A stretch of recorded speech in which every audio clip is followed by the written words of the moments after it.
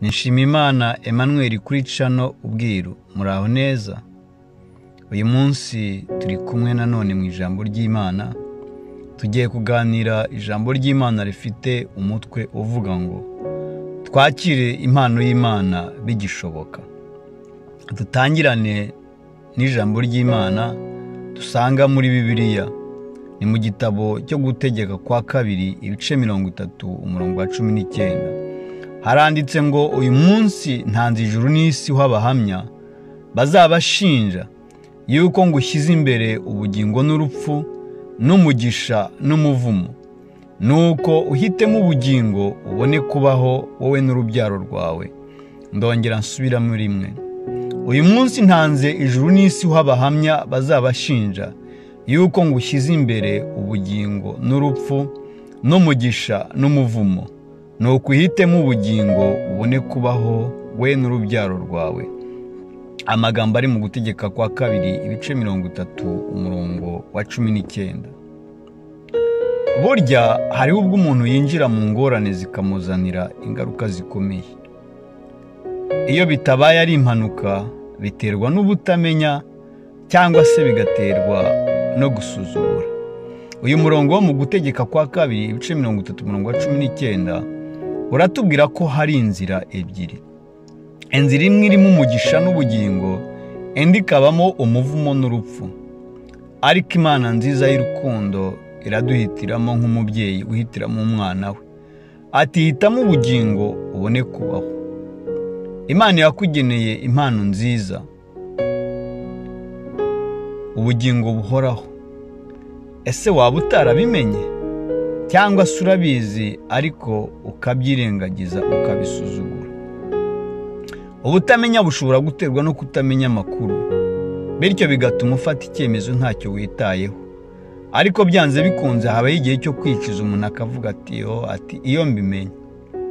Agasuzuguro ko gatera kutabyitaho, naho wabimenya mbese ukabyirengagiza ukabyira nkaho ntacyo bivuze.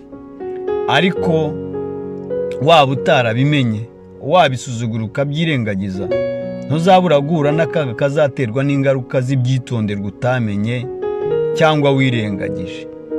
Niyo mpamvu hari abantu Imana yahamagaye badategereje inyungu iyo ari yo yose uretse urukundo, kugira ngo baguhe amakuru akuyobora ku bugingo buhoraho. Ibyo Imana ikabikorera kugira ngo udahera mu butamenya maze ukazabura iyo mpano yakugeneye. Ku bijyanye n'ubutamenya no gusuzugura hari urugero ruto y'umuntu yatanga. Ku bantu babaye mu duce tubamo intambara bo barabizi. Hari ibisasu batega abantu bagenda n'amaguru cyangwa se imodoka ntoya. Iyo uzi amakuru y'aho ibyo bisasu biteze urahirinda. Ariko iyo ubyirengagije cyangwa se utabizi, ntabwo icyo gisasu kikurebera izuba kuko utari ubizi, cyangwa se ngo kikubererekere kuko wakirengagije. Iyo ugikandagiye kiraguturikana ugapfa. Ibyo ni kimwe n'iyo uhisemo inzira y'ibyaha uba uhisemo urupfu. Mbese uba ukandagiye igisasu. Kuba mu rwangano ni igisasu kitazakurebera izuba. Ubugome, ubusambanyi n'ubusinzi n'ubujura n'ibindi n'uburozi ni nk'uburozi bumunga kandi bukazarimbura ubugingo bwa nyirabyo. Iyo dusomye Bibiliya mu gitabo cya Yakobo haravuga ngo ahubwo umuntu wese yoshywa iyo akuruwe n'ibyo ararikiye bimushukashuka, ngo nuko iryo rari riratwita rikabyara ibyaha, ibyaha nabyo bimaze gukura bikabyara urupfu. Ndayasubiramo n'amagambo ari muri Yakobo igice cya mbere umurongo wa 14 kugeza ku wa 15. Ngo ahubwo umuntu wese yoshywa iyo akuruwe n'ibyo ararikiye bimushukashuka, ngo nuko iryo rari riratwita rikabyara ibyaha, ibyaha nabyo bimaze gukura bikabyara urupfu. Irari rirakura maze rikabyara ibyaha, ibyaha nabyo bikabyara urupfu. Ariko nubwo bimeze gutyo, Imana ni nziza kandi tugirira impuhwe nyinshi zituzanira imbabazi. Imana yacu ihabwa icyubahiro cyane kubw'ibyo, kubw'imbabazi zayo. Iracyagukunda kandi ntizigera ikwanga. Niyo mpamvu yagushyiriyeho ubutabazi kugira ngo ubugingo bwawe butazarimbuka. Ntumere nk'Abayisiraheli mu butayu igihe kimwe bagomeye Imana. maze kuguma kwabo bibakururira inzoka z'ubumara bwica, zirabarya benshi barapfa. Ariko kubw'impuhwe z'Imana irabababarira irabatabara.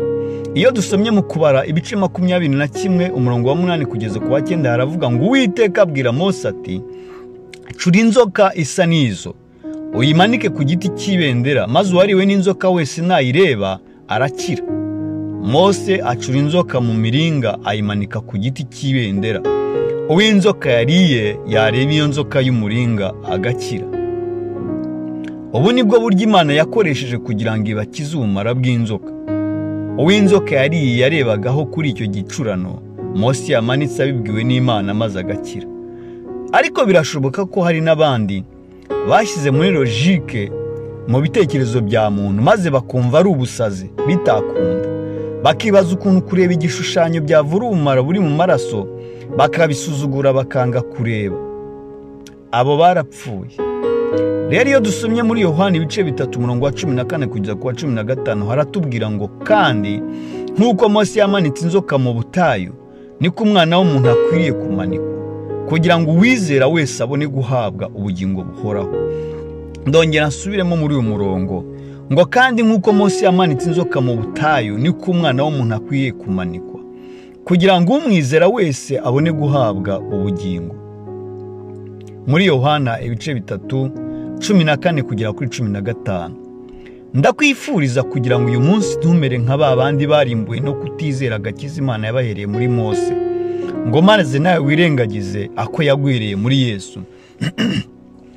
Ntugerageze gutekerereza iby'Imana mu bwenge bwa muntu, kuko iby'Imana bisesengurirwa mu mwuka wayo gusa.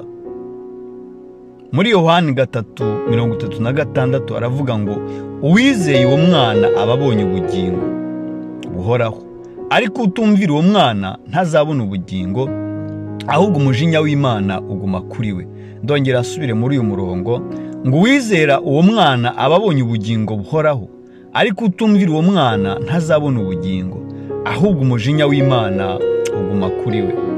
Ni ukuri iterabwoba ntirikabeho, kuko Imana atari iy'iterabwoba. Imana ni iy'amahoro no guhumuriza. Ariko dore uyu munsi ugira ubuntu, uracyahumeka. Uyu munsi tuvugana hari abantu benshi b'ingeri nyinshi zitandukanye bamaze gushira mu mwuka mu buryo bibatunguye. Kuri wowe ugihumeka haracyari amahirwe yo guhitamo ubugingo. Inzira ni imwe, ni ukwizera Yesu Kristo nk'umwami n'umucunguzi wawe, maze ugahindukira ukagendera mu nzira Imana iguhamagarira kunyuramo, inzira y'ubugingo. None niho hacu, ibyeje ntitubizi. Ndagushimiye wowe wigoye ukabana nanjye muri uyu mwanya. Imana ikurindira umubiri kandi ikurindira ubugingo. Imana iguha umugisha. Reka dufatanye gusenga Imana. Mana Data wo mu ijuru, turagushimye, tugushimiye urukundo rwawe, tugushimiye kugira neza kwawe, tugushimiye yuko wabonye ko turi abanyabyaha ariko ntiwakunda yuko turimbuka, maze ukaduha Yesu. Urakoze, ni mu izina rya Yesu dusabye, amen.